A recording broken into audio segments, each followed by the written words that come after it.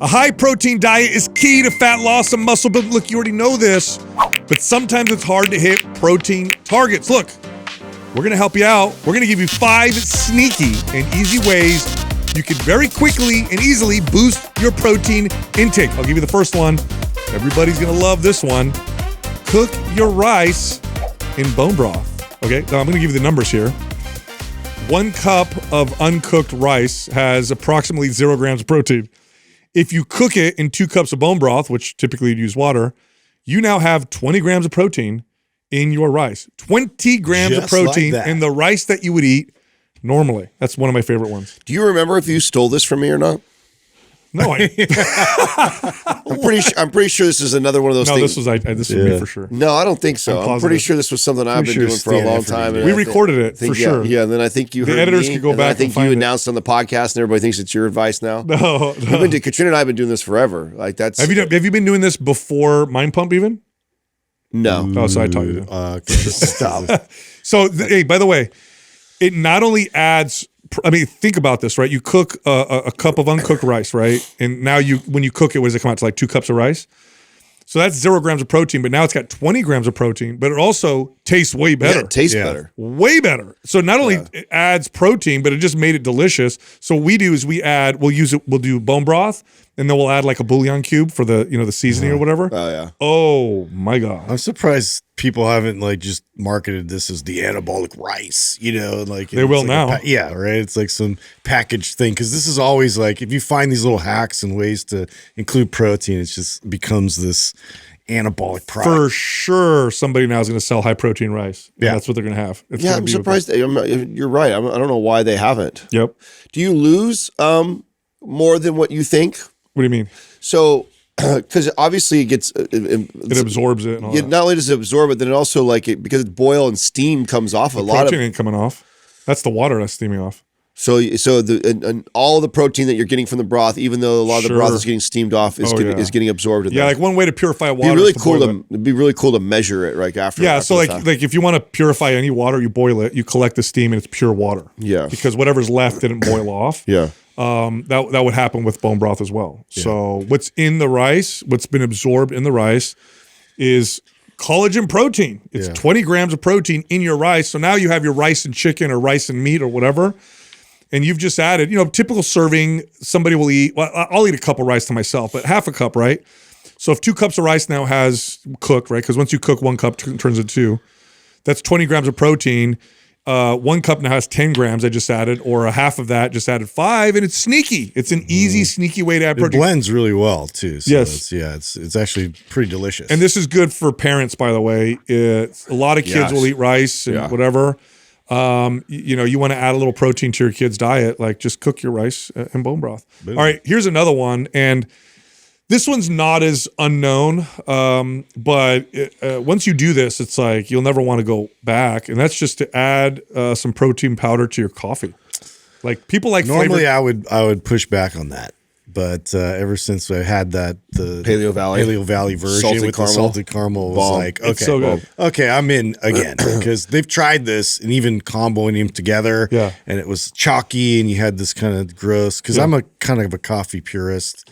But if you guys haven't tried that, that's definitely a hack. Well, the next 2 that you have on the list, this one and the next one, I think are probably the most important or most valuable because traditionally, when I have a client that is struggling with protein intake, a lot of it is in the morning. Yeah, it's just staying ahead whether that's the first one or the second meal, but before noon. My clients typically struggled the most with getting their protein intake because there's not a lot of traditional breakfast foods that are high protein, and same thing for they're protein foods, but not high protein. Like, the typical person would eat 2 eggs. It's 12 grams. Right. Which, even a small female is probably going to have about 30 grams of protein with breakfast. Right. But when you think breakfast, you think pancakes, waffles, you think maybe eggs with just a couple, you think hash browns, you think cereal. I mean, all these things are carbs. Carbs. And then even the protein egg is minimal amount. And so anytime that you can give a client a hack or a suggestion on how to boost protein in the morning, I think those are some. Yeah, and let me back up for a second too, because we just assume people understand this, and if you listen to the show for a while, you do. But the data on high protein diets is pretty clear. Like even when they're calorie controlled, regardless of your goal, whether it's fat loss or muscle gain, a high protein version is going to make that goal easier to hit. Like, in other words, you're going to lose more fat and keep more muscle in a fat loss diet that's high protein, and you're going to build more muscle on a high protein version of a diet. Now, high protein, the way we're what we're talking about, the studies will show, we'll use a round number, is about 1 gram of protein per pound of target body weight, which is a lot of protein. That's why this is very valuable. Like, I just talked about a small female. Fine, okay, typical woman or small woman wants to, her target body weight's 120 pounds. 120 grams of protein a day for that person, that's 40 grams of protein for breakfast, lunch, and dinner. Just to give you an example, okay, I'll use breakfast as an example. How many eggs would it take to give me 40 grams? Adam, what is that? About six grams per egg. So if you want 40, you're talking about 7 eggs. 7 eggs. Like what 120 pound woman or woman who wants to weigh 120 pounds in the morning is going to eat 7 eggs scrambled? Even if you go to breakfast and they make big omelets, they're made with 4 eggs at most. Yeah. So that's a lot, right? You're looking at what, 5 ounces of meat for some kind of chicken or something for lunch, and then dinner. So that's a lot of protein. So this is very important because getting that extra protein in through other methods really makes this a lot easier. And, adding 20 grams of protein powder to your coffee, especially because protein powders today, even the natural ones, they've done a really good job at making them taste good. Like you mentioned, Justin, people like flavored coffee now. This is like a thing, right? 30 years ago, nobody had anything that tasted like anything in coffee. It was just coffee. Black coffee. Yeah. Today, you go to Starbucks and everything is, lattes and vanilla this and whatever. If you have coffee every morning and you're getting challenged by hitting your protein targets, a 20 gram scoop blended or, those little electric whisks or whatever, it froths up and it tastes good and it's got no sugar and you've just added protein, which by the way, that protein in the morning does a great job at helping to control blood sugar levels throughout the day, regardless of what you eat, which is great because that helps with your appetite and your mood. And all the behaviors that lead to either a poor diet or a good diet actually improves them all through that, that sugar control. And so puts you on coffee. And puts you on pace because again, the argument that I behind easy. Yes, I always found it difficult, not only for myself but for clients, that if noon or 1 rolled around and we weren't even close to halfway to your protein target. It made it almost impossible for them to get there. Well, think about it this way: if you drink 2 coffees a day, most people would drink coffee would have 2 cups of coffee a day. You could add 15 grams of protein to each. There's 30 grams of protein that you just added to your day in a very easy, quote unquote, sneaky way. Yeah. Next up is to add protein powder to yogurt. This is actually they're starting to do this themselves now. Yeah. There's a lot of high protein yogurts that are out there. You should. Well, it's because it doesn't change. It doesn't make the yogurt taste worse. If anything, it adds a nice texture. It tasted better. So I feel silly that I didn't put this one together a long time ago. I actually never have added protein powder to my Greek yogurt.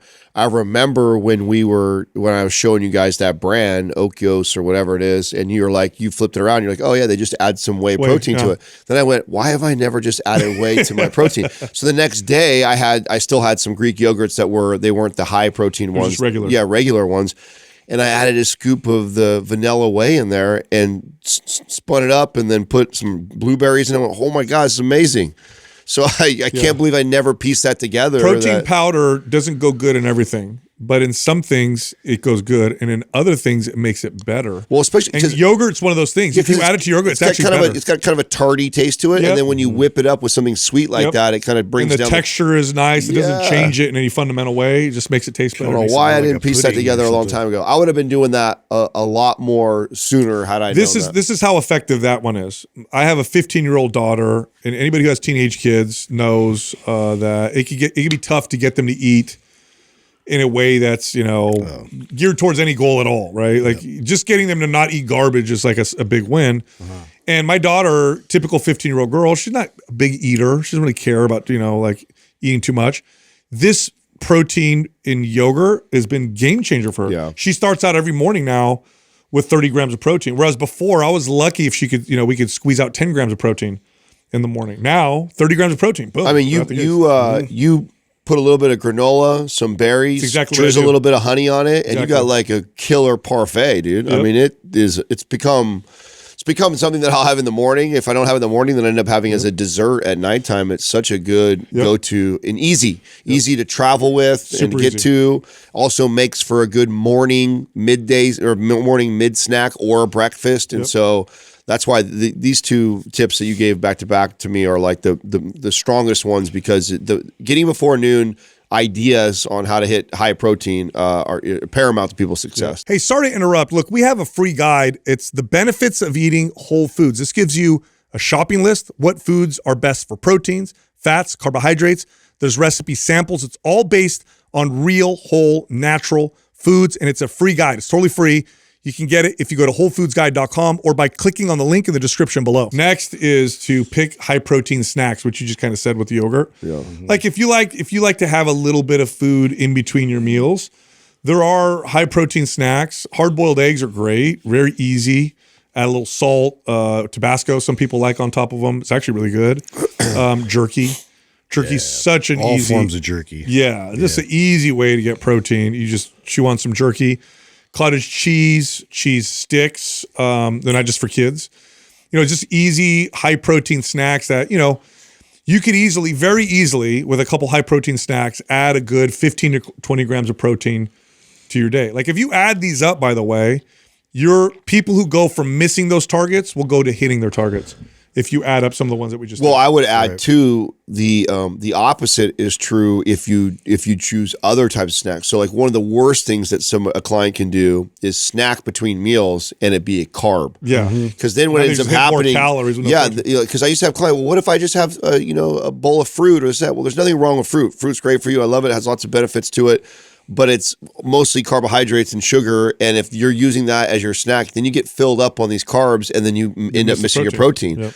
So my thing with my clients is like, you got to pair that fruit with some sort of a protein. If you're going to snack on something between meals, then we need to have 15 to 30 grams of protein minimum to go with that carbohydrate. Otherwise, what ends up happening is all these snacks end up being all carb heavy, and then it just actually makes it more difficult to hit your protein intake. Now, the last sneaky way, and I love this because it is truly sneaky.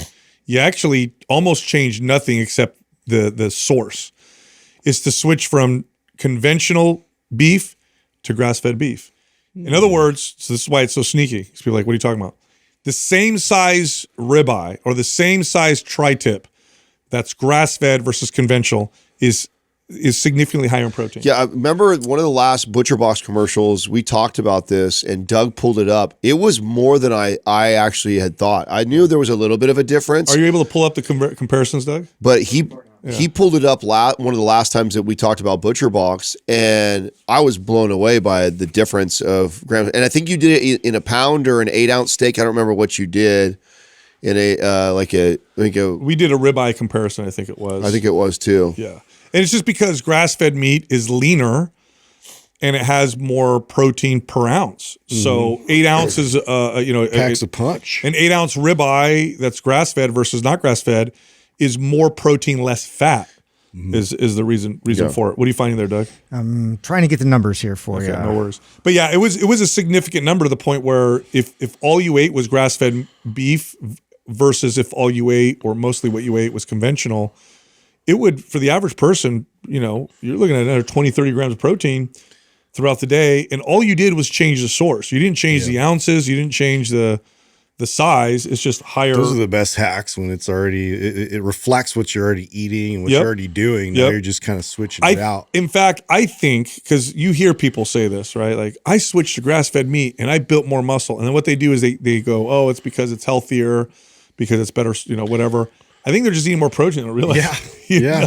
So it's 10 more grams in just a 8-ounce steak. So in an 8-ounce steak, it is substantial. You must have a better Google than Doug. I guess so. Yeah, it's not coming up for me for some reason. Still spinning over there. Well, what did you do? I did protein in grass-fed beef versus regular. I put ribeye, so maybe that was my problem. Oh yeah, so it's a 10 gram difference. 10 grams per 8 ounce. In just 8 ounces. So you're talking about like that's typically a serving. Right. So like a whole pound. Well, I eat more like you eat more like a pound. I eat more than that. Yeah, you eat like a pound. So you're talking about 10, 20 grams. That's right. More of protein consistently. So if you eat red meat once or twice a day, that's a significant difference. Significant. Not only that, but the grass fed. I mean, I know we're talking about protein. So you get more protein, but then there's also differences. And it's lower calorie. So you're getting 10 more grams of protein for less calories, which is... In fact, on a calorie per calorie basis, it's even more protein than what we said. Yeah. Like a 10 ounce. I think that was maybe the dramatic difference that we... Yeah, like you'd eat 10 ounces of grass-fed to equal the calories of 8 ounces of the other one. So it's not just 10 grams of protein, it's probably more like 15 or more. Yeah. Because the calories are lower because fat is higher. It was definitely a lot more than I had anticipated. I knew it was better, but I didn't know it was that much of a difference. That's a significant difference. And then, the other side of this is... if I would have known that, sorry to interrupt you, but I wish I would have known that because that would have been this. I love things like this when I was in prep. Like these are easy ways to organically change the calorie reduction. Is like I would have done like non-grass fed when I'm bulking, and then when I go to a cut, I would just switch to grass fed. So it's the same volume. Yeah. So same everything. You want to know what's crazy about what you're saying right now? I'm going to blow everybody's mind right now. An 8 ounce, let's say 8 ounce conventional steak versus an 8 ounce grass fed steak. The grass fed steak is less in calories. Mm-hmm. Same volume, same size. Yep. But the grass-fed meat is going to produce more satiety because it's higher in protein. In other words, you're going to eat less calories, get more protein, and get more full. Perfect strategy for cutting. Like you can't. That's like a win-win-win. I can't think of a better strategy to helping your fat loss goals than switching to grass-fed. I mean, if you think about it, like that's why I said I would have done this. I always look for stuff like this when I was prepping of like keeping things consistent and just like tweaking. Like that's why I feel like you're doing a radical. Right. That's why I like the cups of rice. Like when bulk time, it was 1.5 cups to 2 cups for every servings. Then when I was cut time, it would go down to a cup and then a half cup. It's just easy to everything else stays the same. I just manage the portion size of a food. But with this, you wouldn't have to manage a portion. No, you just change from one. If anything, you could have made the portion size larger. Yeah. And that's pretty crazy. But it was perfect because it would reduce calories, which is what I'd have to do in a cut anyway. Cool. So yeah, I wish I would have known. I didn't know that. I didn't realize it was that much of a difference. And then that would have been a strategy. And then what I was going to add to that with grass-fed, you also have all the other benefits like the better fatty acid profile, which is really the selling point, because the fatty acid profile is better and healthier. And it's higher in a type of fat called CLA. And all things being equal, so this is overstated typically, so everybody relax. I'm not trying to say CLA is a fat burner. But all things being equal, CLA is a fat-burning fatty acid in comparison to other fatty acids. In other words, same, everything's the same, fat's the same. One's high in CLA, the other one's lower. You're going to get more of a fat-burning effect from the higher CLA because of its effects. Yeah, we do tri-tip from ButcherBox a lot. Yeah, we do too. I eat a ton of it. But it's funny because I'm getting more protein, and without realizing it, I'm getting more protein, which is my favorite piece of this. Well, we've been blasted with all this rainy weather, but I've been meaning to do. I want to do Doug's beef jerky, so I'm going to do, or I'll do my own recipe, but I'm going to do the beef jerky. He brought that. He brought some for us. It was so good. I know, so good. So I can't wait to see. Are you going to do the same? No, I'll do a different one. See if I can compete. See what you guys think. Whose was better or something like that. So we'll narrow down to what the best recipe is for it. All right. So I got to ask you, Justin. So you are in the process. You're the perfect person to ask for this. You're in the process of doing a series. Like Adam did, except yours is geared around hitting it ridiculous. You're just geared around not getting results. Yep. Is that what you're gonna say? Just talk so much shit. You're see, buddy. Why you got to make it worse? I know that's what he's out there. He's trying to sabotage you. He's out there fucking 4-hour workout today. Poking the bear. So your goal with the series is to push press an ungodly weight, 315 pounds. Above your head. I know. Which, by the way, people like a push press is it's a standing press, but you use leg drive to boost it. Yeah, you get some English. Yeah, you're able to use your hips in that extension. Which I got to say, I think the push press of all the pushing exercises is one of the most it speaks to your strength as a human being more than any other press because it's using the legs, the back. Explosive, it's power, stabilization at the top. It's all encompassing. It really has always been like one of my favorite lifts. And it's just, I don't know. I think somebody threw an idea out there and I just was like immediately like, that's what I'm going to do because that lift has always just resonated with me because it's like an expression of just power and grit and strength. And I really feel like it's one of those staple exercises that should be instead of how much you bench. Like I feel like this should be like a new standard. Way more impressive to me. Yeah. The last time we talked about this, it's the squat of the upper body. Totally right. It's 100% the squat of the upper body. I mean, shoot, if you just overhead press really, really strong and squatted really strong, you'd have a pretty damn good physique. Your body's going to reflect that. I mean, everything from your core, shoulders, chest, back that all has to stabilize to do both those movements. Yeah. I mean, that would be a fun experiment right there, is to just do those. Literally you should do something like that, because you could totally do something like that. All you do is push, press, and squat. Don't do anything else. Like literally don't do anything else. Just push, press, and squat for a period of time and just see what kind of strength and physique you'd have. I was going to ask you, Justin, so aside from practicing the push press, because your goal is to hit 315. Right, yeah. What are are there like a few lifts or exercises that you're doing that that contribute the most? Continuously, yeah.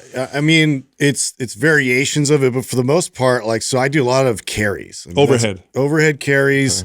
Huge for that lockout strength and just stability and support. And so, I mean, and I remember when you guys had first started to incorporate this overhead carry. Learned it from you. What that did for, your overall strength with press.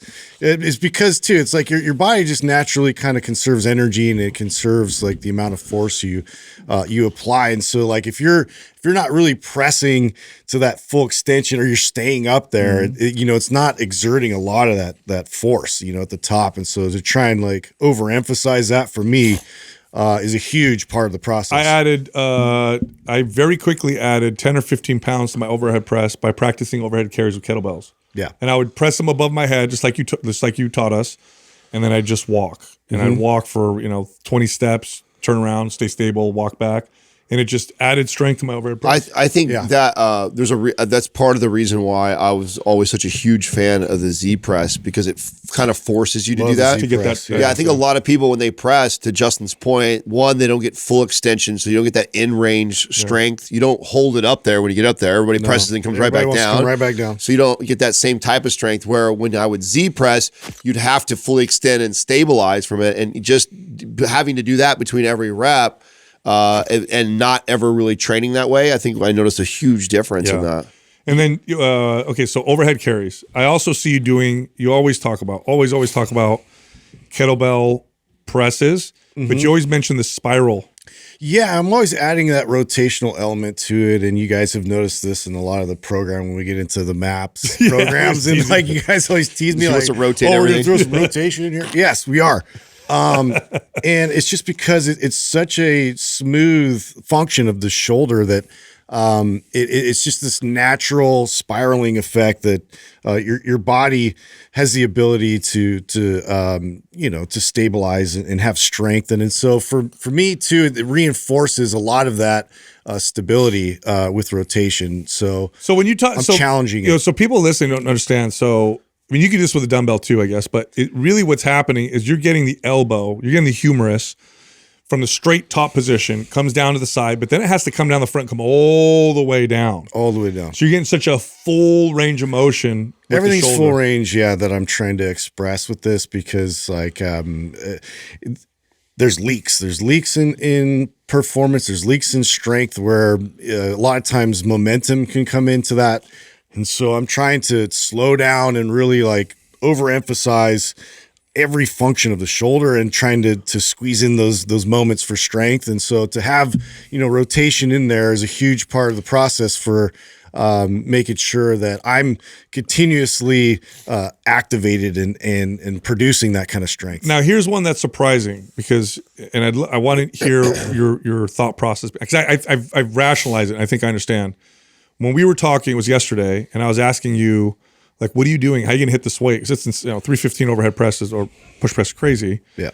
And we're talking, and you said you're going to work a lot on your front squat. And I think I understand why, but explain. Is it front rack position? Is that it's a front rack position? I'm acclimating to the heavier load, and two, just like the overhead carry, where I'm using locomotion, I'm walking, and I'm stressing that overhead position. And I'm strong in that, so I'm overcoming any kind of any one of those factors where it's like pushing me to the side or pushing me into rotation, I'm going to be able to stabilize it and maintain that control. Same thing here, the rack position. So even just getting into that position with a heavy load, like I want to be so comfortable in that, into now connecting the leg drive. So I'm and I haven't done a lot of front squats in a while, and so I've been very backloaded, heavy and focused, and so for me it's like I can get real comfortable now just having that on my chest, and I have that piece figured out. I have this piece figured out, which both of those are like, if you're looking at a bench press and you're thinking about where the the toughest parts of that lift are, it's the lift off or it's the lockout. And so the two ends. I'm working on those two ends, because in the middle I already know I have this type of generated force. When you do your push press, you're not going into a split stance at the top, right? You're not doing the Olympic split. You're literally bilateral push press. I don't know if they call that a jerk, but but yeah, I'm not going into the split stance to stabilize it. It's just a straight push press. A raw push press. Yeah, so fun. So where do you think you're at right now with it? Because you haven't started to like really pushing the weight yet. You're in the beginning of, you're like getting going. Yeah, it's like it's stabilizing everything and getting the strength there. So I've been holding 315, and I've been able to front squat 315 pretty. Wait, you holding it? So you unrack it? Oh, just on the rack position. Oh, yeah. But I've been pressing like 225, and it's getting a lot easier. And I've never pressed it. I think at one time in my life I push pressed 225. That's crazy. Well, I mean, I don't know. I've been through sort of ups and downs with this. Like I've had moments where I'm like, oh my God, like I feel like I'm 80 years old and I don't know what I'm doing. And then the next day I'm just like, oh my God, all the strength came back, and the connection started to get a lot more, it increased substantially. So it's just kind of working through this initial shock of it in the beginning. And I think I'm starting to kind of get over that hump of like, well, okay, that's awesome. Now I have to really start to kind of stress it a bit more. Do you want Adam and I on the day you try for the max? Because there's gonna be a day where you're trying to go for it. You want us to come in and slap you? I want you to slap me. I want you to put smelling salts on me. You can't do that. You know how bad he'll get? Yeah. We got to be careful. We push it too hard. Yeah. I just want you to do, what's so cool is I want you to get it, because then that really puts the pressure on Sal to have to do something cool. Oh. I mean, I did a series. Look at this. I did something pretty impressive. Yeah. You're going to do something that's pretty impressive. Yeah. And then everyone's going to be like, what about Sal? Like, can he do anything impressive? Probably not. Probably not. I could beat you guys at worst. I was going to say, I was impressive that one time. Yeah. Hey, speaking of strength. Carnival game. Speaking of strength, I pulled up a study on grip strength and its association with with longevity. It's the data on that is pretty crazy. I'm going to see if I can. Oh, here it is. All right, let me pull it up. So, grip strength for people listening, really, it's just a proxy for overall strength. So there's nothing special about like how strong your grip is, aside from the fact that if it's really strong or it's really weak, it's a pretty good indicator that the rest of you is either really strong or really weak. I want to say something about this. That it doesn't make it flawed. It's just there's an obvious correlation here that anybody who's lifted weights for an extended period of time has probably and then gone back has noticed this. Like I always notice this. Just carrying around dumbbells and barbells 3 times a week makes you have really good grip strength. I mean, significally better than not doing it. Oh, yeah. So it's just like, there's not like this, like sometimes I think people hear that study and then now they're over there doing the gripper all day. Listen, if you are grabbing sets of dumbbells and barbells 3 times a week, this is going to apply to you. You're going to have, you're on the upper end of strength with grip strength. And here's what they do with it. What they do is they say, what's an easy test we can do in studies or in a doctor's office that will tell us how strong the person is. So we could have you squat, we could have you try and deadlift or do an overhead press, but none of those are easy because someone might be able to do them or whatever. We got to teach them. What's really easy is I can have someone while they're seated in my office as a doctor, here, squeeze this gripper. we see what that says, and we know how strongly that correlates to either being overall weak or overall strong. It's an easy way to measure force production. That's it. Otherwise, there's not a lot of tests that are easy to do that with. So check this out. People with the lowest levels of hand grip strength. So when you look at the chart, right, the people who were in the bottom, like 25%, had a 72% higher risk of developing dementia and an 87% higher risk of dying from dementia. Jesus. So strength, by the way, now I'm gonna piss off all the bodybuilders. This doesn't mean that if you're like, Mr. Olympia, you're gonna have great longevity because you could break a brick with your grip, because there are trade-offs, right? You need the extreme levels of strength. You're probably doing things that are sacrificing longevity. Like you're probably training like crazy.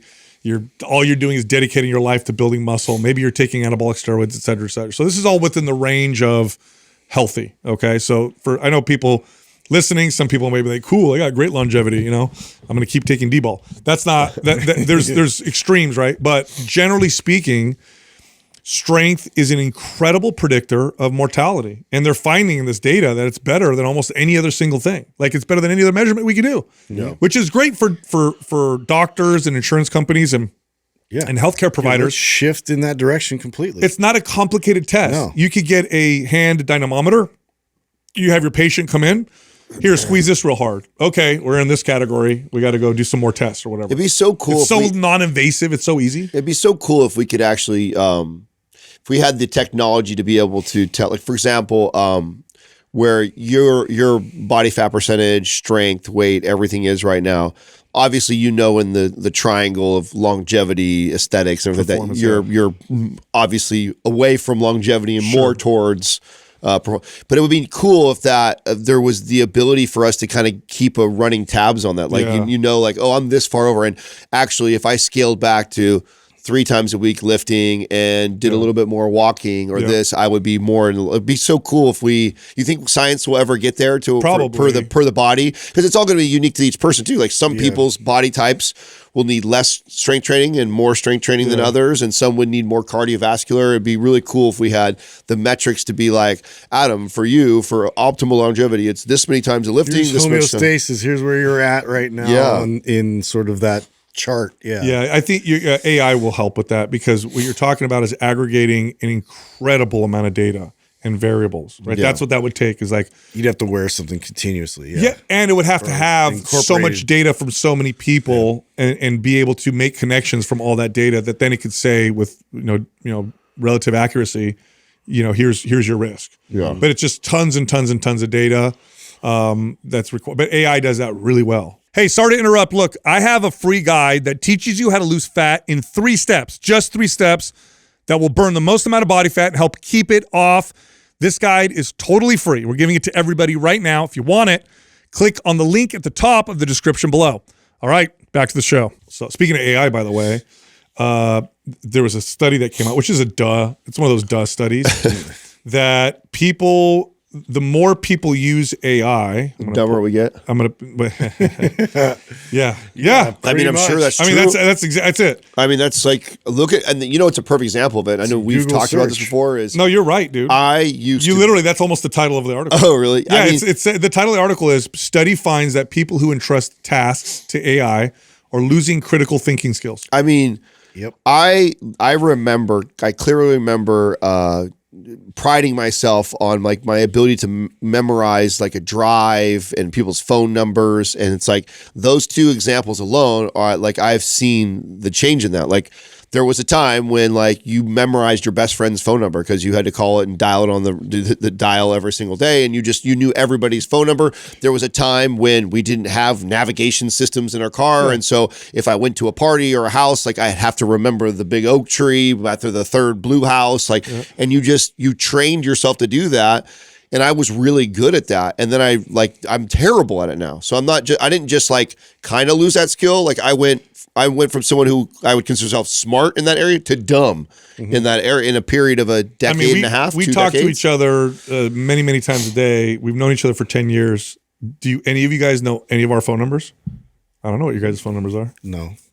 No if my phone died and I was like stranded, completely outsourced that. like, oh, I gotta call one of my buddies to help me out. I'd be screwed. Yeah. I'd call my mom's old phone number that doesn't work anymore. It's the only one I remember. You know what I mean? I mean, I know Katrina's only because like halfway through our relationship, she gave me so much shit that I didn't know her phone number by heart. You know, I'm like, well, it's been in my phone forever. I remember Jenny's phone number from the song. 8675309. 8675309. You know, they had to change that number because so many people were calling it and it was an actual real number. Really? They had to get rid of it. If you call it right now, it's not a real number. 8675309. Yeah, no, I remember that. When you sing, it's beautiful. So good, right? It's so good. So good. So good. Warms my heart. I love it. It's so great. Hey, speaking of relationships, I got a cool, you'll love this. You love stuff like this. I like relationship and marriage and dad talk. Dude. So I got a great, you told me, hey Sal, look something like this up. It'd be cool to talk about if there's anything on it. So there are this was published recently. It was actually this week, 2025. 4 proven ingredients of a happy, lasting marriage. Ooh. And they have the percentages of odd improvement with each of these things. So percent higher odds of being very happy in a marriage related to these 4 things. Are they? You want to guess what any of them are? Oh yeah, well, are they activities that we would do together? Are they habits and behaviors? All of the above. Okay, all the above. Actually, I don't think you guys will guess any of these because there's so many things you could think of, right? But these are the 4 highest contributors to improvements in odds of happiness in your marriage. Well, I would think something that's related to like setting a goal and accomplishing it together. Yeah. So building something together. So I don't know what it's not in one of these. Okay, that's not one of them. No. Is reading reading together reading together or something that's related to growing? Kind of. So let me go with the first one. They gave the biggest percentage increase. Okay. They call it the highest commitment. So here's how they rated this. People who agreed that the relationship with their spouse was one of the most important things in their lives. So people who said, is your relationship with your spouse one of the most important things in your life? People who said yes, it's either the most important or definitely one of the most important thing. That led to, in women, a almost 400% increase in odds of being happy. With men, a 234% increase. So simply agreeing that this is one of the most important things. Prioritizing it as number one. Just prioritizing it. Saying this is one of the most important things in my life made a huge difference. That sounds obvious. Here's the other one. A protective spouse. Having a protective spouse. So when spouses were presented with a list of 10 attributes and asked to report how well each trait described their spouse, using a response range of not all true to definitely true. So it was like a word list that included personal traits of ambitious, protective, confident, physically strong, et cetera, et cetera. Wives who felt it was definitely true that their husbands were protective were 137% more likely to be very happy in their marriage. Wow. So, yes.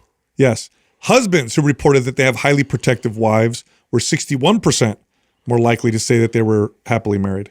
Does guys report that often? Yeah, like my wife's very protective of me and my marriage, you know? Like, I don't know what that means with a wife. I think that means you have to define that. Like she wants to crazy. Well, so kill the crazy they're going to girls? explain it. Protectiveness, the meaning is important. Hypervigilant. The wives are happier when they're married to men who make them feel physically and emotionally safe. So that was for the wives.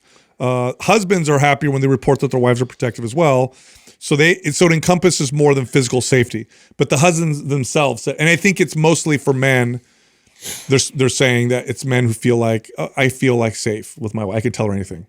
And she's very, protective, type of deal. Yeah, so it's pretty good, right? Your guard down. Yeah, pretty good. Yeah. That is interesting. All right, the next thing. This was actually a pretty big one. If a husband and wife regularly attend a religious worship service on a regular basis, right? So if they both go to church regularly, for men, it was a 212% increase in the odds of being happy, and for women, 112%. So of all the ones you listed, I think that's one of the best ones because giving somebody something tactical is like far more. Yeah, like all the other ones are like obscure. Like, do I say our relationships? Yeah, I say our relationships most important. What does that mean? Yeah, what does that mean? What does that look like? How does that manifest? Yeah. How do you get better at that? It's like, but giving me. That's why I like things like I mean.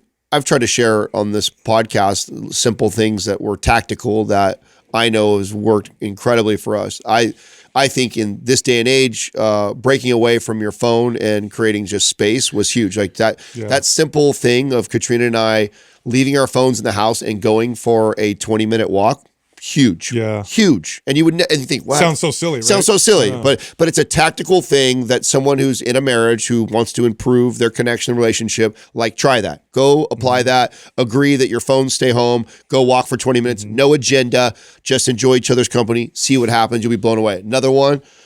Going through an audiobook together. Like, don't overthink it. Does it need to be about marriage? No. Pick a subject, anything you guys both want to listen to, but listen to an audiobook for 30 minutes Growing at nighttime. Together is huge. Personal huge. growth, like that. I mean, I like stuff like that when I read like something that I'm like, oh, that's something. I love the John Deloney one that we try and practice before Katrina and I do anything. We're getting ready to take off the truckee. We're trying to figure out what day, what time, what's going to happen. Like Katrina will always go like, okay, what are your expectations of how today goes? Yeah. And I'll be like, well, I'm going to go to work and then I'm going to do this. And then hopefully you're packed up and we can do this and we can do that. And she'll go, oh, wow. Actually, I was going to wait to do this and I didn't want to leave till then. And I think Max, and it's like, oh, okay, good. We're on the same, like just having a conversation before a day or an event of each other's expectation, massive tactical thing that you can do. Yeah, I like those. Okay, so and there's a fourth one here.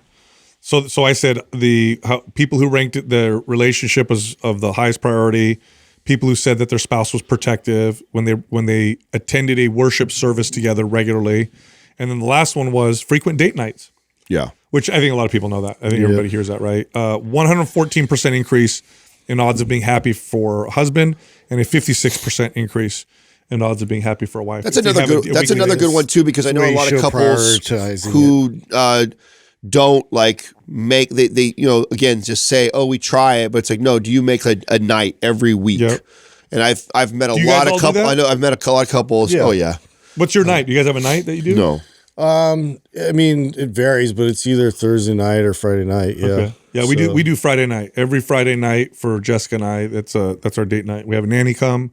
It's like scheduled, done deal, and we take off and spend it together. Yeah, I think too, like just knowing that you're both on pursuits of personal growth is a huge piece to that. And so if getting an outside party, like if it's therapy, if it's a counselor, or if it's like, somebody you trust to like kind of, give you some real feedback that's not your significant other. Yep. So you can really look at yourself in an honest way. And like, that's what I'm contributing. Yeah. And I'm not like putting the pressure on, it's just knowing that they're kind of on a similar journey. That is huge. I think it's necessary, important. You have to, because I mean, we know the stats on couples that one of them goes on a weight loss journey and the other one doesn't. Divorce rate spikes. Yeah, divorce rate is crazy. That's actually a big risk. Like one person grows, the other person doesn't. And what that is, it has nothing to do with one was fat and then they got thin. It has everything to do with like one's growth minded. One is trying to make significant improvements on themselves. And if the other partner is not along for the ride and doing it, then the likelihood, which would be no different in any other aspect, if someone is going to counseling, working on therapy, trying to better themselves, but the spouse is refusing to do that, I could probably tell you with certainty, right there, that relationship's not going to work either. It takes both people wanting to actively pursue growth. I saw you drinking the green juice. How often are you doing that? So I'm like, I always try if I know that I've put like a day or two back to back where I haven't got any vegetables. That's one way. Or I'm fighting a cold right now. If I'm fighting a cold, I'll be doing it. Yeah, I'm on the tail end of it right now. But as soon as I feel it coming on through the full duration of the cold, I'm trying to do at least one or two during the whole. That's one of the ways that one or two a day. Yeah, I got to get back on it. I haven't had the green juice in. I do it. And I always feel better. I always, it's weird. You can't put my finger on it. I don't know if it's ashwagandha. I don't know if it's because I'm lacking some of those micronutrients. I don't know what it is, but there's something about the green juice when I take it. And I have to say, I mean, Organifi. Like I've tried a lot. I mean, my entire training career, I've tried different green juices. Green juices are disgusting. Yeah, and theirs taste good. It doesn't taste like grass. No, it's got this kind of the micronutrient thing though, because I mean, I try to get like a multivitamin and make sure like because I don't know. I've been thinking a lot about the quality of our food and how like shitty it is and how it's like really degraded over the years. And I don't know. I think that is like even if I feel like I'm on top of like eating vegetables or like consistency and all that, like still adding that, like it makes a big impact. Yeah. Dude, you brought up tail end. You reminded me of, this is so off like topic, but one of the most fascinating things. So I'll tell you how I got here. Do you guys ever watch those videos online. One of my favorite reels to watch that I could get sucked in is that what are those hydraulic machines? Oh, the smashing. And they'll put something in there to crush it. I watch those videos too. Yeah, it's all like the time. Compactor. I saw one with a Nokia phone, the old one. You know, they're making jokes. I love about electronics getting crushed, dude. So do you guys know what a Rupert's drop is? No, it's Doug, Google hydraulic machine Rupert's drop. If you melt glass and allow it to drop into water, so it's like the strongest formation. It's glass. Yeah. It's one of the strongest things we've identified ever. A hydraulic press. Why is that? A hydraulic press won't be able to crush it. It smashes on it. It'll dent the freaking machine. That's crazy. It's glass, but because of the way it forms in the water, because of the way it cools and forms, the internal tension or something like that. Let me see if Doug's got one. Okay, that's a Rupert's drop. So it looks like a tadpole, right? Yeah. And it's super. Doug, maybe look up Rupert drop. It's so strong that one of those looks like a sperm. What are you talking about? So you're telling me it's so strong that one of those like hydraulic pressers can't even break it? No. Wow. I mean, I think you have to have one that's like incredibly. And it's melted glass. Sal? It's just glass. It's just glass. Yeah. It's glass, and maybe Doug, you can look up what. Okay, Rupert's drops are drops made of glass that can withstand compressive forces of up to. Oh my God, 664. What? Is that 1,000 or point? 1,000. 664,000 newtons. That makes it as strong as steel. Can you look? So at, why what about diamond? Now why here's are what's like crazy windows and stuff made? Here's of that? what's crazy about it. Okay. So you saw that tadpole looking thing, right? Yeah. So that's the drop part is that strong. If you flick the tail just a little bit, the entire thing explodes. What? The entire thing explodes. If you break the tail, the whole thing explodes. It's got the strangest properties. That's so weird. I went down a rabbit hole of looking at this. So then would it be useless to make like a window out of it or something like that? Because of that. So what did that say, Doug, on the explanation? Yeah, it comes from the way it cools. So it's dropped into water, and it inside cools more slowly. It creates a residual stress field in the glass with the outside compressed and the inside in tension. The drop's hemispherical shape and the high compressive stresses in the exterior also contribute to its strength. But if you break the tail, the entire thing shatters. Now, does it take a certain type of a flame to melt down to that, or it's just hot? I think you just melt it. Just it'll get hot enough and it'll melt down. Yeah, if you mute that, Doug, so we could see, like, it's so. Went down a rabbit hole of this because I saw this. That's a trip. Hydraulic press smashing it, and it dented whatever the press was. And I was like, is there anything, Sal, that we use this for? Like, I don't know. That's a good question. That's a really, really good question. Let's see what it does here. I don't know. It's a long video. You picked an 11-minute video to show us this. Well, it's the first thing that came up. He's such a good Googler. He's the best Googler you've ever seen in your life. But yeah, it's what do they call that glass that's formed from lightning? In sand. Oh, is it lightning glass? That'd be too obvious. Right?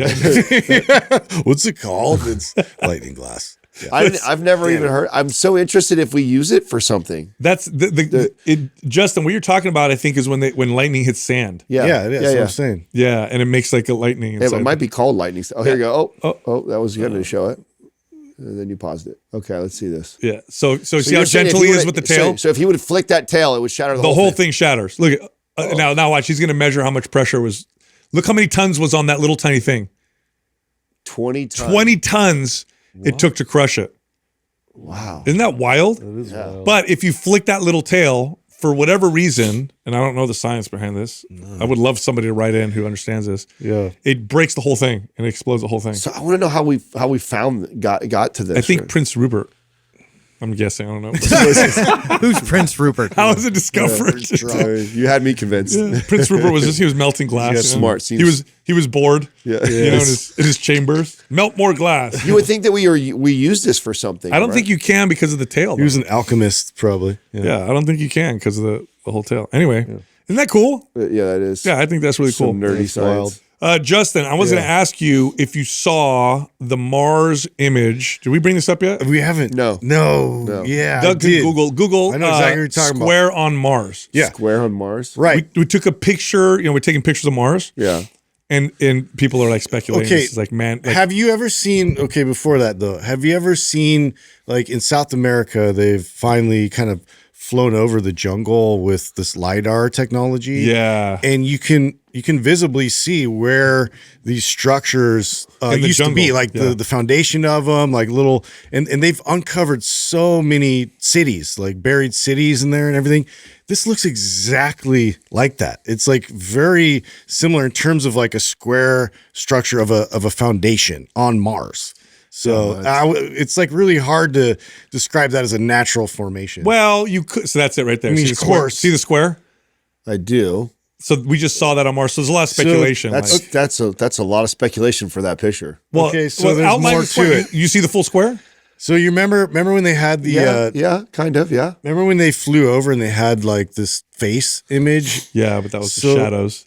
Yeah, it was, but then they went over again and it was visible again. It was just because of the movement of the dirt or whatever. So that's in close proximity.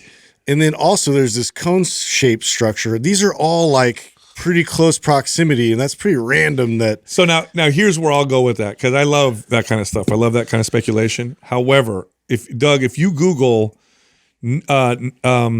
nature that looks man-made or natural formations that look man-made, you'll see a bunch of stuff like that. There's some stuff on Earth that is weird, but it's all made naturally. Yeah, I acknowledge through different phenomena. Yeah, you know? But then there's also the weird occurrence where you see a mountain that looks kind of like a pyramid, and then they actually excavate it, and it is like it was Bolivia, not a Bolivia. Yeah.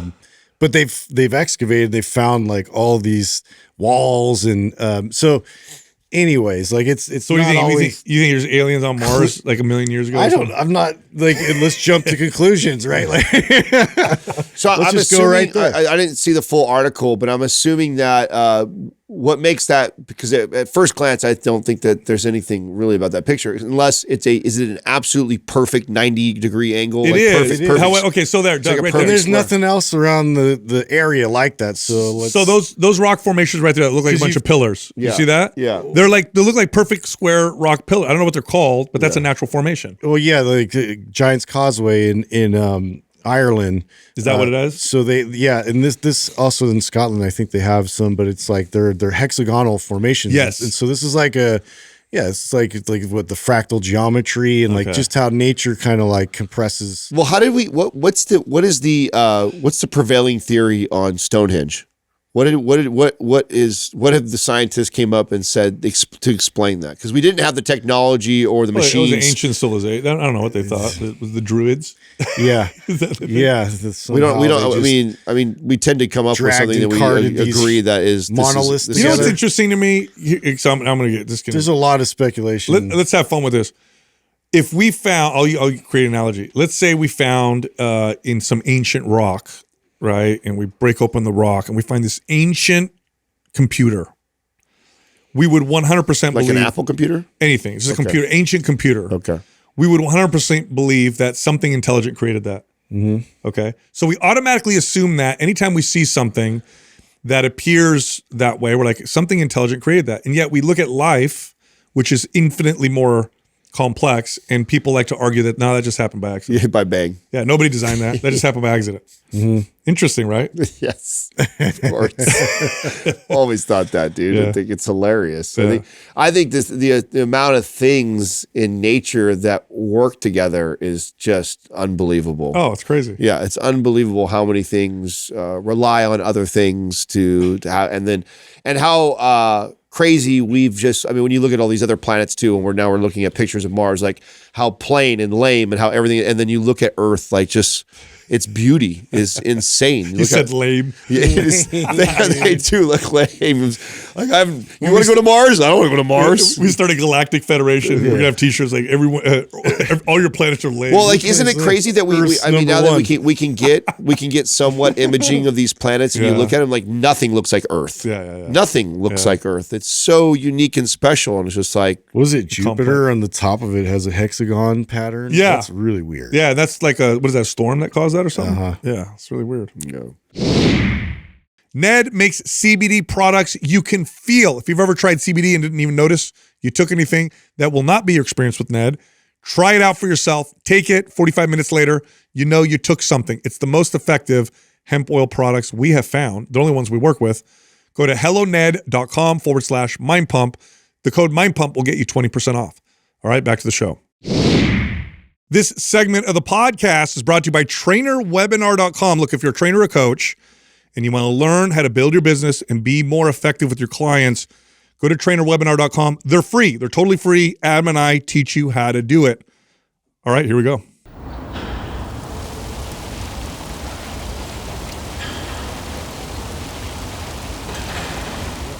Our first caller is Nancy from California. Hi, Nancy. Hi, Nancy. How can we help you? Good morning. Nice to see you all. Thank you so much for giving me this opportunity. I appreciate it. You got it. Sure. So am I jumping in with my question or? Yes, please. Yeah. Go for it. So I had written in my message, like I just turned 60. And over the past number of years, I feel like I've made some really good progress. And I understand, like, as we get older, it gets harder. But I feel like I can still work on kind of maximizing my benefits, my gains in the gym. And I wanted to see what advice you guys could give me. I'm not sure if I'm getting my macros right, my calories right. I don't know how much experience you have working with postmenopausal women. But any tips you could give me, I would love to hear it. Thank you. Thanks for asking. So I probably a good 50% of our female clients were probably postmenopausal. So a lot of experience. Yeah. Most of our the majority of our clients were female. That's just the personal training space. And then of that, a good half were postmenopausal. So we have a ton of experience working with women like yourself. Now I'm looking at the question that you had sent in. And you had written about like how you're close, but you can't just quite get there. And this is in reference to body fat percentage. So the main goal being you wanted to see a little bit more leanness or definition. Is that accurate? Yeah, Okay. absolutely. And then it says you attached a photo. Doug, I don't see any photo up there. If you could pull it up, I'd love to, because I have a inkling that you're probably being hard on yourself. Yeah, because I mean, you've been doing this now for a little while, right? It's about 6 years, you said? Yeah. I'm working on progressive overload like you guys talk about, right? I did look back at some of my DEXA scans and I saw back in 2022, I was at like 23% body fat, a little bit lower body weight. Now I'm up to like 28%. Okay. So went in a higher direction. I mean, so I know 23 that's is a still kind of great within range for my age, but 23 to 28 is great. So I was right. You are being hard on yourself. You're really kicking butt. Yeah. I mean, you're doing really well. And I'll ask you this question, Nancy, because do you mind if I say your age on air? You put it in your questions here. go right ahead. Okay. So Go right you're it says you're 59, almost 60? She's 60 now. I turned 60 about a month ago. Okay. When you're around other 60-year-old women, like the average 60-year-old women, how big of a difference is it in terms of how you look, how you feel, how you move, your energy, your muscle, all that? Like how big, be honest, okay? You don't have to be humble. When you're around other 60-year-old women, average 60-year-old women, how big of a difference is it? To be fair, I think it's a pretty big difference, actually. It's light years. I'm looking at you right now. You're being really hard on yourself. You are kicking butt. I mean, you're so now we can dive into your workout and your nutrition and your lifestyle and see if there's any changes that we should make. We can make to tweak. But I mean, thank you. Looking That's at you, talking to you, I mean, you're kicking butt. So let's start with your routine first. What does your workout routine look like? So I do 3 days a week of full body strength training. So it's usually Monday, Wednesday, Saturday, right? Typically. And then I was doing more for the cardio. I was doing more kind of steady state. And I've been reading, I don't know if you guys are familiar with Stacy Sims, her work. So she's like, no, you got to do more HIIT. So I've started doing 2 days of HIIT. And then I do 1 day of more of a, just kind of on the treadmill, that kind of thing. And then day 7 is more of my rest day. And I usually just go for a walk or maybe a hike. Okay. And then diet, let's see, you're eating about 90 to 100 grams of protein from animal sources. What's your body weight? It's about 115 right now. Okay. That's great. Yeah. Everything looks great. Now, as far as the HIIT versus the steady state, Yeah. If you want that stamina, the HIIT kind of stamina, then that's perfectly fine, especially if you're doing it appropriately. If you're looking for overall health, you were totally fine with steady state. I mean, you could even switch it. You could do 2 steady state, 1 day a HIIT, and I think you'd be totally fine. Just fine. Steady state tends to be more recuperative, whereas HIIT tends to be a little bit more stressful. So if you feel like you need more recovery or you're a little bit burnt out, then I would lean more towards a steady state and away from the HIIT. How is your strength gains? How's your performance in the gym? How's your sleep? How's your energy? Sleep is pretty good. I've worked a lot on that. So I would say it's pretty dialed in, like with Aura, I'm usually in the 80s, sometimes in the 90s. So I think, it's pretty good. You asked me about strength. I can do, I don't know if this is an indication for you, but I can do a dead hang for about 1:15 seconds. Yeah, that's great. Really good. All right. Yeah, really good. Can't really do pull-ups. I've been trying to kind of get myself up and then like lower down, like do the negatives. But doing the actual pull-up part is still, is still a challenge. Nancy, are you squatting, deadlifting? Are you doing any of the big compound lifts? Yeah, all of those. I will say this. I do them with dumbbells. So I live in a condo complex. I use the gym we have just because it's across the street and I'm consistent. Like I don't miss a workout, unless I'm sick. So we don't have barbells. We just have full suite of dumbbells, kettlebells, cable machine, that kind of thing. Yeah. So I do all of those compound movements. Okay, so you do. That was probably where I was going to go. You remind me of a client of mine, Christine, who's also in great shape and also very hard on herself. And I met her at a Orange Theory, and I would tell her, and she was always looking for like the next. She's like, Adam, why can't I get the next? I said, we really need to get you into barbell lifting and load you. You've gotten good at these dumbbells. You're good at all these movements. And if you want the next level of your body fat percentage or muscle, I really want to put a barbell on you, and I want you to try and get strong. And we'll start wherever you're at. And, we had to start with just the bar and 10 pounds on each side. That was all where she was at, and worked our way up to where we were eventually doing 135 pounds, which was a lot for her compared to what she was doing with those dumbbells. And that's where she saw the kind of the next level. And so that's kind of what I would say to you is like, I think you're doing phenomenal. You're doing everything perfect. I think if you just continue doing what you're doing, you're going to, that gap of, what everybody looks like at your age is just going to continue to widen, and you're going to continue to look way better than your peers. But if you are like, man, I really just want to see a little more of that extra edge, there's opportunity there. To me, that's where the opportunity is. And maybe even, I don't know where if you can hire a coach or a trainer to take you through those movements, to have you, to be there to support you as you load the bar and do movements that are a little more challenging and technical, and try and push the weight a little bit. I think that's where the opportunity lies. And the way it would look, Nancy, you're doing 3 days a week of full body. One of those days, you could go to a gym with a barbell and do barbell exercises. That's all. So not all 3 days, just one of those days.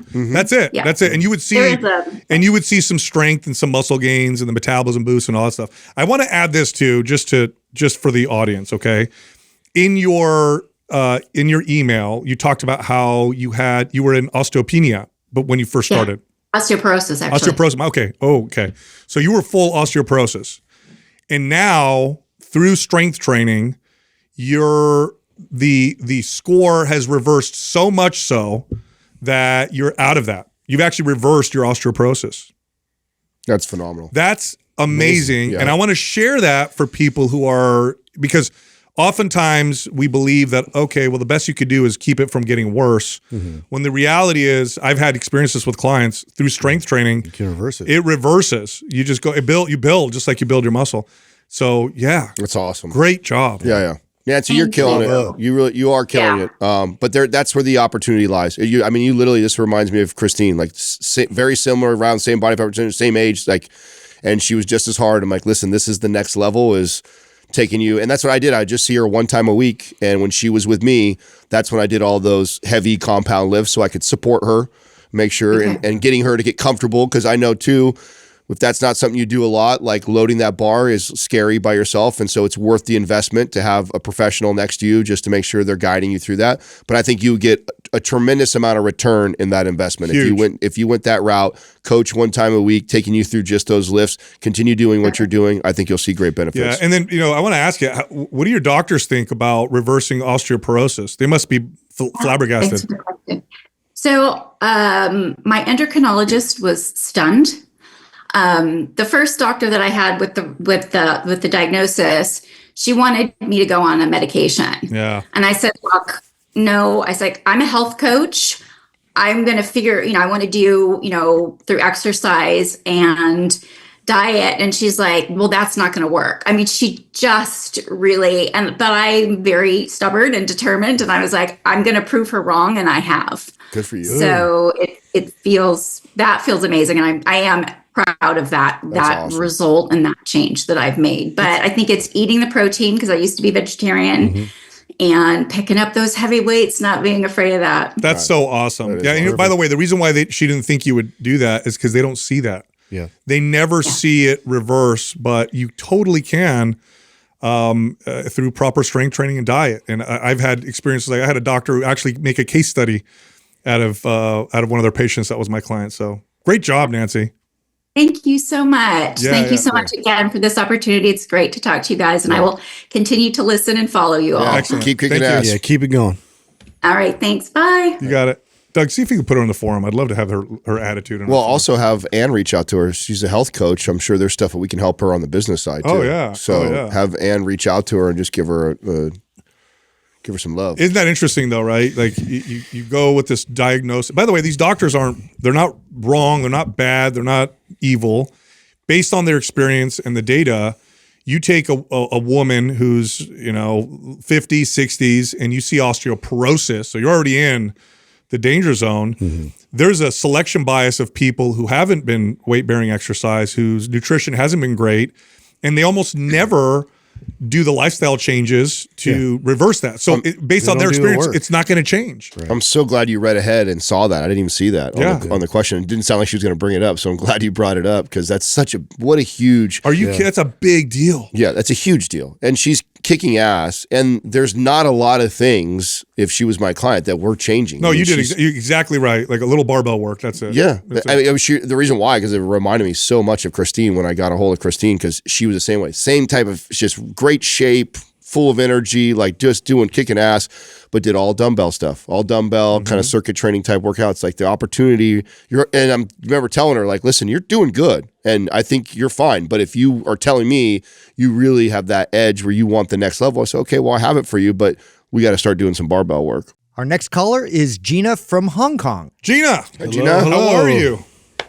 Hi, everyone. How you doing? Thank you for taking my question. It is so exciting to be here. And also thank you for all the content that you put out. I'm a great fan. Thank you. Thank you so much. How can we help you? So the punchline to my question is in regards to metabolic adaptation going upwards. Mm-hmm. So I've listened to your podcast. I understand the concept, and I started trying that. Now, my question is, if I eat in a surplus and say I do not work out, would my surplus become my new maintenance after a while anyway, even if I don't work out? No. Yeah. Well, no. Well, okay. What will happen is it will, but then you'll also have body fat that comes with it. That goes with it. So if you eat in a surplus in pursuit of metabolically adapting to a higher calorie intake, well, what eventually will happen is you'll put on 5-10 pounds of body fat, and that becomes your new. Or you strength train and you put muscle on instead, and you get metabolically adapted that way. But yeah, if you keep eating more calories, the body will adapt, and the way it adapts is by adding body fat or muscle. It's your choice. Yeah, but there's a little bit of nuance here. By the way, why are you asking this? Are you a trainer or a coach yourself? No. I did a bikini competition 2 years ago, and then it was a bit of a struggle to get out of it. I've struggled for a while in terms of what kind of eating and whatnot. And starting last October, I listened enough to your podcast, and I decided to try the reverse dieting thing. So I was at 1,600 calories then, and now I'm 2,100 calories. I did gain 3 pounds, but I'm happy that by 500 calories. It only cost me 3 pounds. Yeah, that's Excellent. awesome. But now I'm a bit more in my head and worried how to calculate all that because before it was more around, I need to get a certain amount of protein and everything else is a bonus. The less I eat, the better. But now because I am trying to go up, then it's all in my head, all these calculations. It's hard to keep up, especially if I travel, if I go anywhere. It's not just protein, everything counts. And let's say I don't do training for a day or two, and that becomes a bit of a stressful situation. No, not the same. If you're doing strength training, a couple days a week even, then you're doing it right. So you don't have to work out every day to make a reverse diet work. But I will say this, look, there's a little nuance here. Simply raising your calories or lowering your calories does cause some metabolic adaptation, even without exercise. Now, it's limited. It is limited.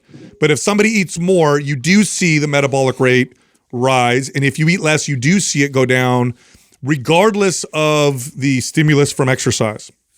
That being said, if you want to keep riding that wave, then you want to add the stimulus of strength training in particular to continue to move that metabolic rate up. So, and you are doing that. You are working out.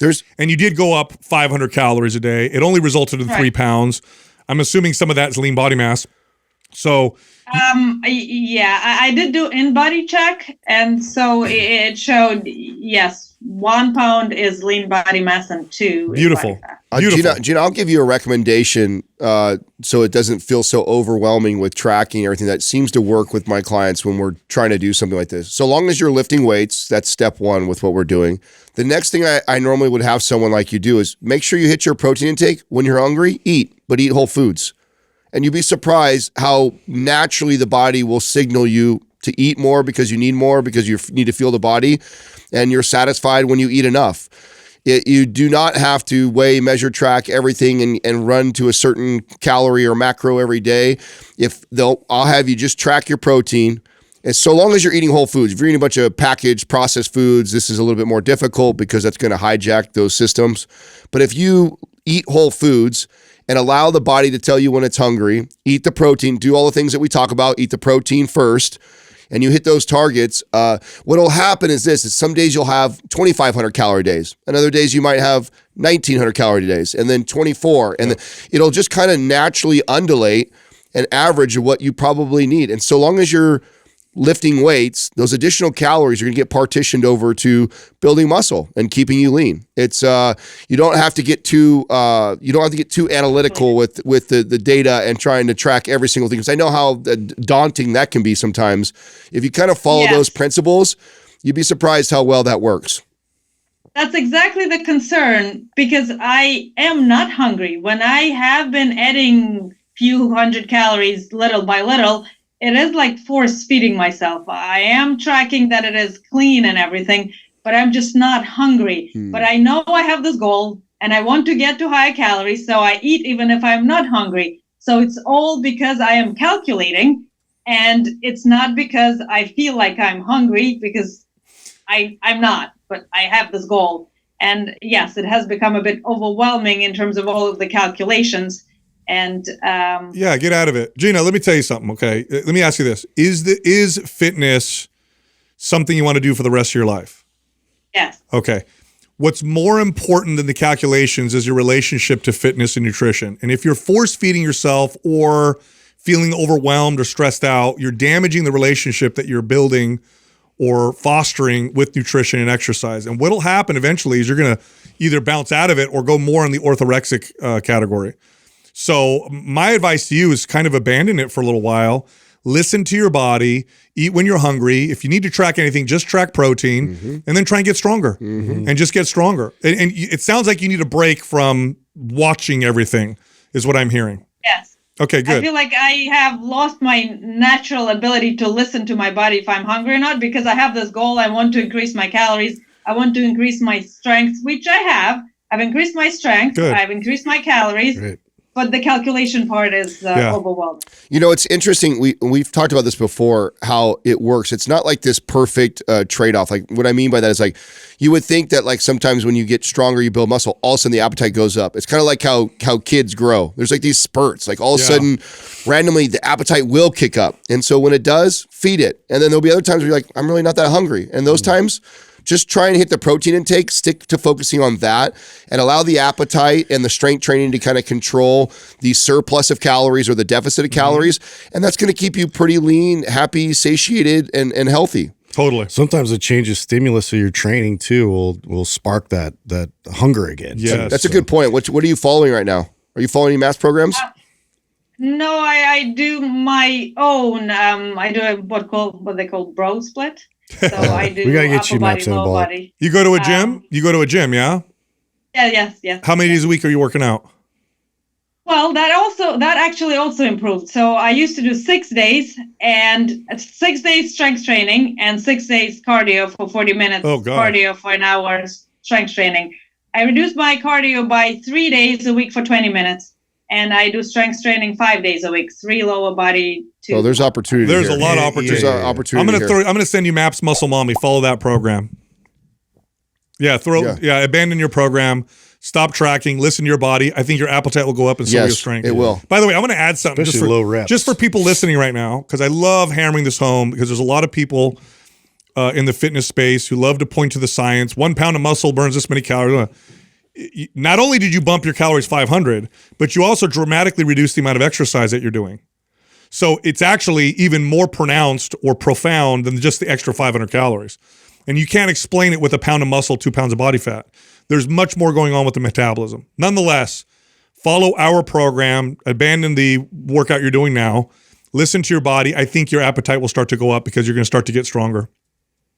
I think it'll be such a big difference. I want to hear back from you in about 60, 90 days. So, can we have you back on? Yeah, will you reach back out? Definitely. Okay. I'm very excited. Thank you. Good. So that'll be your accountability piece. Follow it. Don't add anything, by the way, to it. Follow it as it's laid out. Okay. Trust the process. Trust us.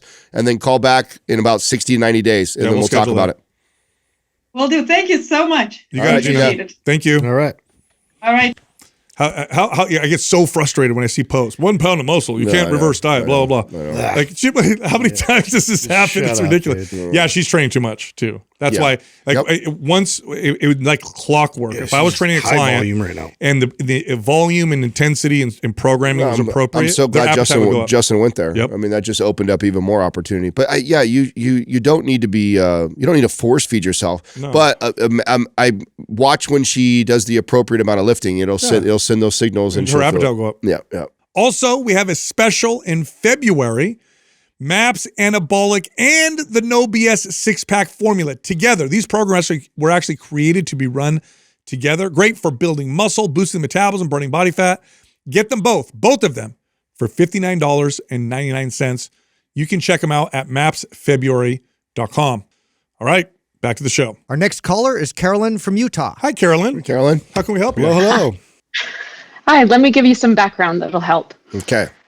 So after I received my NASM certificate in February of 2020, I worked in a few gyms over the years as a manager. I've learned some sports medicine techniques. I've been trained in FMS, and I trained interns to use FMS for about a year. Wow. It's pretty cool. I love that stuff. One of those personal training interns introduced me to your podcast in August of actually last year. So I'm still really new. I'm loving you guys. I decided to go independent as a personal trainer about at the same time that he showed me your podcast. This personal trainer intern actually tested me with Prime Pro and Prime that he had, and he had me test him because he was learning it, both trainers. And he put me through Anabolic at first, but we switched over to Symmetry to check for muscle imbalances, and I've loved the programs. Awesome. It's so much fun. Sweet. Awesome. So I feel really confident with my abilities to test clients in many ways to help them work out safely. So here's my question. I have a brand new at-home client who had a hip replacement 6 years ago. During the surgery, though, her femur splintered. She now has no ability to do hip flexion on that left hip. She's been to many doctors. No one can figure out why she can't do that. She's had nerve testing. It all came back normal. Basically, doctors tell her there's nothing wrong and she's fine. But as a trainer, I know better because I'm worried about what bad recruitment patterns she may have developed and will continue to develop in her life if she continues with the inability to do hip flexion. She's also had 2 shoulder surgeries, I found out, since her hip replacement, probably because she has to physically lift her leg many times to do things. Wow. When I wrote to you guys, I hadn't done any testing on her yet, but I have purchased Prime and I have been able to meet with her, and I tested her with MAPS Prime, and I did do a bit from what I remembered from Prime Pro with my trainer, but I found she's very limited in what positions she can get into and movements that she can do. She actually doesn't feel much from her leg muscles when she activates during like single leg movements that are really simple. So, I mean, I can go into more detail on what I've learned for the few times I've trained her, but I just wanted to reach out to you guys and see what specific movements can I do with her that can help her regain that ability to do hip flexion. Okay. Wow. This is going to be a good one. Okay. So make us earn our money right here. Is it like almost like paralysis? In other words, there's zero ability to do any hip flexion, or is there any connection there? Kind of connection whatsoever? Yeah. So something I've found out, I did just last week, I did dead bug with her. Mm-hmm. And I thought, is she going to be able to do this? With her core engaged, she could do 2 on that bad side. Okay. Okay, that's good. That's a good sign. Yeah, I was so excited. Yeah. Okay, good. Something. Yeah, just to go up the stairs or to get into a car, she physically cannot lift her leg to get in. Wow. Okay. Here's where you're going to start, and there's 2 ways you could do this. I love laying on the floor into dead bug position, and you can even not necessarily have her do dead bug. She could lay on her back with her knee bent, her leg bent, and you could do isometrics. Mm-hmm. And so what you're going to do is you're going to have her resist your hand, and you're going to have her hold and connect. And that's you're going to do a couple sets there. And then what you're going to do is you're going to move down 20 degrees and you're going to repeat it again, and then move down another 20 degrees and repeat it again. And this is squeeze. This is how you're going to train the connection to that particular to hip flexion. The other thing you could do is if she has access to to be able to be submerged in a swimming pool, because of the support of the water, because it sounds like she has some connection. That's a good call. Because if you had no connection at all, then I'd say, okay, well, this is going to be tough. But if there's some connection, there's hope. Then there's a little bit of hope, and where you start is isometrics. It's really good resistance too with the water. Yes, yeah. That's where I would start is isometrics 100%, and then to progress from there, you would have her sit in a chair, and you'd have her lift her foot up off the floor and hold. But she probably can't do that yet, so it's going to be all on the ground, minimal resistance, just using your hand, and you're probably going to have 3 or 4 positions. And what you'll probably find is she has some connection in some and not the other. I've worked with clients with similar issues and other things, and it was the isometrics that made all the difference in the world. And that's what we just you have to start. You have to start here. Yeah. You have to start here. I want to do a couple things for you. But first of all, by the way, super excited about your journey and your trainers. I love hearing that we had trainers that are teaching Prime Pro to each other. It sounds like you don't have that, so I'd like Doug to give that to you. You don't have Prime Pro? Thank you. Okay, so I'm going to I don't. Okay, I'm going to send that to you. Then I'm also going to have Doug put you in our private forum where Dr. Justin Brink resides. So the guy who has taught us a lot of this is in our private forum. And so as we help you work through with this client, if you have more questions, like that's the man that's going to be on the next level to what we're advising you right now. So you could just tag him in the forum. He's incredible. He helps out our coaches and trainers all the time when there's things that even we're stumped with or we're having challenges with.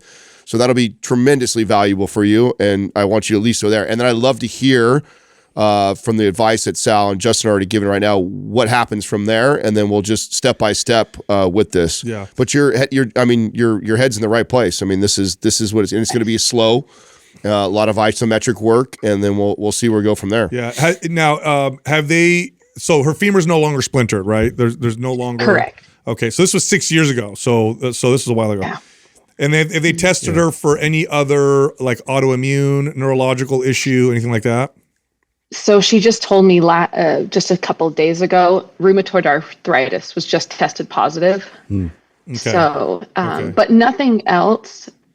Yeah. Okay. But I'm really excited. Isometrics sounds like a great idea. So go down the rabbit hole of things that natural compounds that reduce inflammation and that also have a positive impact on autoimmune type issues. Okay. So I'm going to point you in some directions. Okay. I want you to look in the direction of omega-3 fatty acids. I want you to look in the direction of elimination diet, theory, like eliminating things like gluten. Gluten seems to be a very reactive in people with autoimmune type issues. So I would look at things like gluten, dairy, egg whites, nuts, legumes, but I would put gluten at the top of that. And then I would look at anti-inflammatory natural compounds. There's a supplement out there called Zyflamend. We have no affiliation with them whatsoever, but they're the best cocktail that I've ever used with clients. Look at the ingredients in that and then kind of go down that rabbit hole and see if there's, and then start experimenting and playing with these things. And then finally, you can go down the rabbit hole. How old is this client? She is, I believe, in her late 50s. What about peptides? That's what I'm going to say right now. So we did an episode with Dr. Tina. So let's see if we can find that one. And she talks about that this is in the peptide space now, okay? Microdosing GLP-1 agonists, not for appetite suppression or anything like that, but for their effects on autoimmune issues. Now, there's some data that shows that there might be an effect, but the anecdotes are crazy. So when I talk to these doctors who work with people and who have been working with people for a long time, they seem to have some effects on autoimmune. So I'm gonna let you go down that direction because I can't recommend that. But listen to Dr. Tina, and if she's interested in going further or experimenting with that, you can send her to mphormones.com. That's where that's the place that we can definitely vouch for. There's doctors there. It's all prescription. There's no gray market, whatever. Because if it is indeed autoimmune related, then that may actually help her. Awesome. And then a little off subject, Carolyn, how's the business going since you've switched? I mean, it's training, right? Sometimes it's hot, sometimes it's cold. With 5 kids, I'm busy, so I'm okay. Wow, 5 kids. You have 5 kids, and you're building a business. Yes. Wow. How old are you? You look like you're like 26 years old. Oh, you're so nice. I'm 41. You're no, 41? You're not. Wow, you look incredible. Yes. Wow. Oh my God. All right. Awesome. Good for you. Oh, you can tell us whatever you're doing. Yeah. You look like a kid. Oh wow. Yeah, good for Thank you. My oldest will be 20 in a month. Wow. So. Oh my God, that's incredible. You got a filter on this or something? That's no. All right. Well, great. I don't know how to do that. Well, God bless. Good for you. And if you're interested, we have a course that's all about building your business. Yeah, and it's all about building a personal training business, coaching business. It's not like, NASM where we're teaching you all biomechanics and whatever. It's literally like how to build a business, and it goes through social media, big box gym, private studio, lead generation, how to like all that stuff. So, it is accredited by NASM. It is accredited. So when it comes time for your renewal, that gets you your renewal. You get CEUs from it. Yep. Nice. All right, another choice. Yeah. I'm trying to decide between my corrective exercise and that one. That would be, now you gave me 2 options. Well, we can have somebody reach out to you and help you with that. We have someone that works with us, coaches. Okay, we'll do that. All right, Carolyn. Yep, we'll see you in the forum. We'll see you in the forum. Thank you. Thank you. Good luck. Take care. Bye-bye. Thank you. There's no way she's 41. I know. What's going on here? Mind blown. Bro, talk about a client that makes you earn your bones. I mean, that's like... I'll tell you something right now. That's so rewarding, though, yes, those clients. These are the clients I used to get excited over. Yeah. I used to get excited over clients like this. It's such a slow progression, but man, does towards it make the back an half of your impact in career. life. First half of your career that scares the shit out of you. Yeah. First half of your career. I don't want to screw this up. I remember getting clients like that. I mean, I had a half paralyzed person one time. I was just like, oh my God, dude, this is, where do I start? I was like 23 years old, like scared to death. But I mean, awesome, because that's what, if you love what you do, that sends you down the rabbit hole of trying to solve and figure it out. I had a client who had frozen shoulder.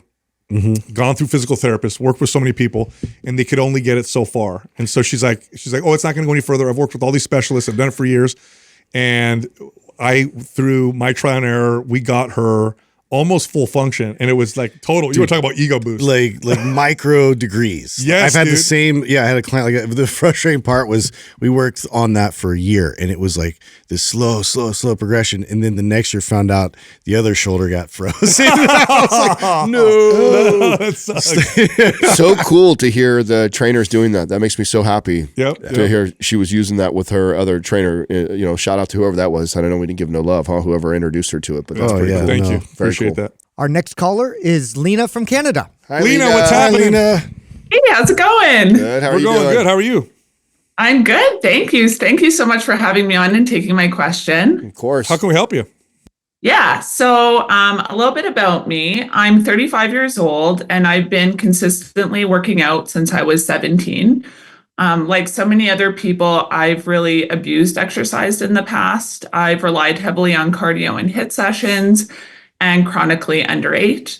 Since I've been listening to your show for the past few years, I've really changed my approach to health and fitness. So thank you guys so much for that. Awesome. For the past couple of years, I've really started to prioritize proper strength training, not circuit training, and choosing walking over running and HIIT, and that's made a really big difference. I've also increased my protein intake to 150 grams per day and have been doing so for the past 8 months now. However, I have a few questions I'd love your input on. Okay. So protein and calorie targets. I'm 6'1", 164 pounds, and approximately 17% body fat. I'm fairly happy with my physique, but I'd like more definition in my legs and possibly to reduce cellulite. Is 150 grams of protein per day enough for someone with my build? I do full body strength workouts 3 days a week, Pilates once a week, and walk an average of, I said 12,000 steps. It's like 14,000 steps. I'm also unsure how many calories I need. Most recommendations seem geared towards average height women, which doesn't quite apply to me. So any guidance on calorie targets for someone my height and activity level would be great. Second, I struggle to find a reliable tracker for my macros. For example, some sources say like 3 ounces of chicken is 25 grams of protein, while others claim it's 43 grams. So this inconsistency just makes it hard to hit my protein targets with confidence. So do you have any recommendations for accurate macro tracking tools? And then finally, I want to continue building strength, but lifting heavy often just leaves me feeling really wiped out, like my nervous system is just fried. I frequently get tension headaches and migraines after a heavy session. I suspect this might be tied to not eating enough, but I'm not quite sure. I also am in quite a stressful period of life right now. I'm in grad school, so I don't know if that just additional heavy session is just compounding the stress. Absolutely. So any tips that you have for managing that while progressing my strength training would be great as well. I know it's a lot. No, I couple jump out to me right away that I'll hit, and then I'll let the guys go. So I don't know if you are taking any sort of like element or a supplement like that might help with tension headaches and stuff, like sodium. So increasing your sodium, especially if you eat a lot of whole foods, there could be something there. App that I like, Fat Secret, is one of my favorite apps for tracking tools. I think it's one of the most accurate. It's simple. It's easy. It's free. You can download it. What app is telling you that 3 ounces of chicken is 43 grams of protein? Yeah. I know. It's Canadian, isn't it? Right?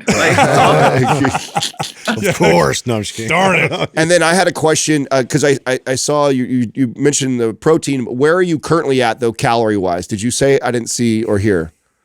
I didn't mention that. Okay. So I haven't been tracking calories, but my husband and I were talking about this because probably 6 months ago he would have said I don't eat enough.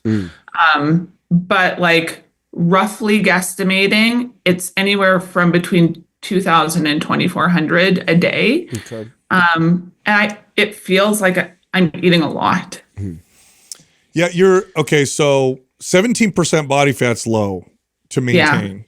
Getting any leaner, you're going to notice a lot of negative side effects. I don't know if the trade-off is worth it. I've worked really hard to actually even just gain 10 pounds because I was sitting at 14% body fat. I lost my period. Yeah. I worked very hard just to get back to a good place.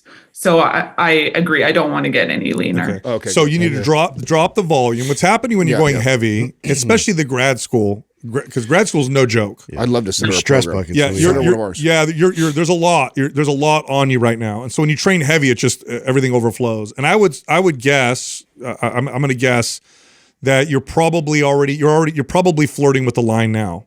You're probably training at your limit, and everything's kind of like maxed out. I think you need to drop the volume of your training. I'd love to see her do MAPS 15. Yeah, follow one of our programs. Bump your calories. Start to reverse diet. But before you reverse diet, start tracking so you know exactly where you're at. And then add 150 calories to that or 200 calories and start reverse dieting. And you'll start to feel a lot better. Because what you're getting, the symptom you're getting, the tension, headache, and migraine after a workout, that can happen. And you described it very well. You feel like your central nervous system feels fried. That I'm so glad you said it that way, because that is you're just overwhelmed. Your body is just overcome with too much. Your body can't heal and recover and adapt from all of that. So we got to back way off. I think MAPS 15 is gonna be great for MAPS 15 would be a great the barbell version, which when you get the program, you could do the one at home or you could do the version in the gym. Do the in the gym version and increase your calories a little bit and trust the process, because it's going to be a lot less than what you're used to with your workouts.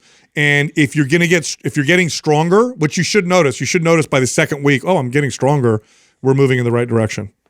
So I do note, I have gotten significantly stronger, and I just kind of push past the headaches because so I actually used to be a personal trainer for 8 years. And as you guys know, you go to a super active career, and now I've been sat in front of a computer for the last 6 years, and it's I'm really trying to maintain my strength, and I don't really feel like I'm pushing it. But now that you say that, it probably I am. Well, especially because especially if you're low calorie and whole food, the sodium could be a big deal too. That might make a big difference. So I would if you're eating all whole foods and you're that low calorie, I definitely think you can easily afford to have at least one element, if not two elements a day. But by the way, if you're doing 14,000 steps a day, you're good. So whether even though you might be sitting at down, you're still walking a lot.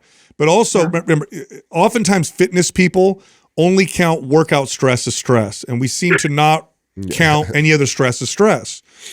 But the workload that you're under with grad school is a lot, and your body counts all of that as stress.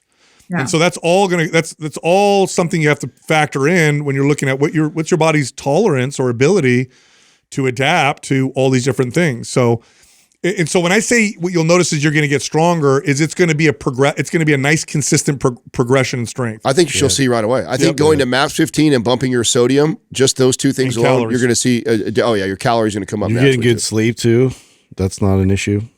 Yeah, I know. I was hoping you wouldn't bring that up. My sleep is patchy because I think about, I'm defending my thesis in 8 weeks, and I just think about that. Yeah. Even more reason. Nighttime ritual. Even more reason. To calm that mind down. Yeah. Oh yeah. So what are you averaging every night in sleep? Usually at least 7 hours. But then do you wake up in the middle of the night? No, but I wake up at 4:00 every morning, and I'm doing something by 4:45. Can you take a nap during the day? Does your sketule allow you to do that? Not really. Okay. Yeah. All right. MAPS 15. Bump sodium. MAPS bump 15, calories. Bump calories. Throw some electrolytes in your water, and let's see how that works. Okay. All right. Thank you so much. And good luck on your thesis. Yeah. Yeah. Thank you. Actually, you had an industrial and organizational psychologist on your show, I believe. And that's what I'm studying right now. That's what I'm in grad school for. So that was really cool. Oh, good deal. Very cool. Awesome. Yeah. Good luck. Yeah. Let us know after you get it. Thanks, Elena. All right. Thanks so much. Take care, you guys. Bye. You're sending MAPS 15, yeah, Doug? Yes. Excellent. Yeah. Oh, yeah. You're overwhelmed. Yeah. Body's overwhelmed. And I'm glad she described it as nervous system feeling fried. Yeah. I think people can kind of identify with what that feels like. And that's you're just too much. It's so funny too when people go through this process, when they find the podcast, they start listening, and then they start to apply some of it. I mean, she saw huge benefits already from changing. Yeah. And you just don't think one element someone who's coming from that place, it's really hard to convince you can keep going that way. Yeah. It's like, oh my God, really? Less than that? I'm doing a quarter of what I used to do. Yeah. And it's like, even less might be better. Stretch it out and see how far you can go. So wild. And that's not to say you don't have periods of your life where you sprint. Yeah. Where you do that stuff. But this is not a sprint period. She's already sprinting for her school. Yeah. So you don't want to She's in a storm. She's got to, be reasonable. All right, I know you like that episode. If you did, check this one out. 30% body fat. For men, this is way too high. This is actually a bit high for women as well. So in today's episode, we're talking about how you can go from 30 to 10. What is 10% body fat? This is when you have a visible six-pack. Can you go from 30 to 10%? Yes, it's possible, but not if you guess along the way. So we're going to talk about how you can do that in today's episode. Now, there's a huge range, right, of like body types. Yes. Some people can run a little bit heavier or a little bit higher body.